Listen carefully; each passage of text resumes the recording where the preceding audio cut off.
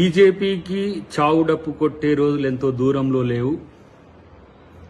అన్ని నిర్ణయాలన్నీ కూడా ప్రజా వ్యతిరేక నిర్ణయాలు తీసుకోవడమే కాకుండా ఇష్టానుసారంగా బీజేపీ నాయకులు మాట్లాడుతున్న తీరు చూస్తే అసహ్యం వేస్తుంది.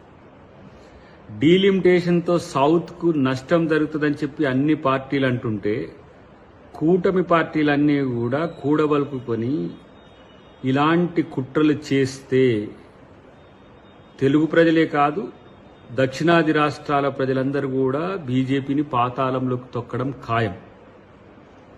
ఇక్కడున్న సొంటకాయ బీజేపీ నాయకులు మాట్లాడుతున్న తీరు చూస్తే ఒక రకంగా ఎంత అవగాహన లేని పరమానంద శిష్యులుగా కనబడతారు.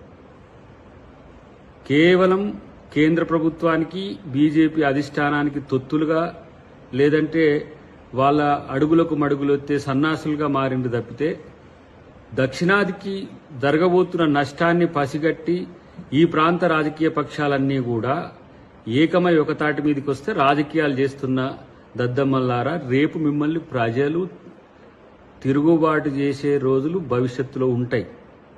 మీకొచ్చిన సీట్లు ఇక్కడ ప్రజలేసిన ఓట్లతోనే వచ్చిందనే విషయాన్ని గుర్తుపెట్టుకుంటే మంచిది. ఇష్టానుసారంగా మాట్లాడుతున్నారు ఎంపీలు, మంత్రులు, ఇతరత్ర బీజేపీ నాయకులు.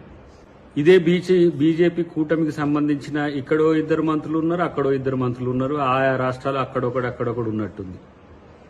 మీకు దక్షిణాది రాష్ట్రాల ప్రజల యొక్క లాభం పట్టించుకోకుండా ఈ ప్రాంతానికి బీజేపీ చేస్తున్న అన్యాయాన్ని గుడ్డిగా సమర్థిస్తే మీకు రాజకీయ భవిష్యత్తు ఉండదనే అంశాన్ని గుర్తుపెట్టుకోండి.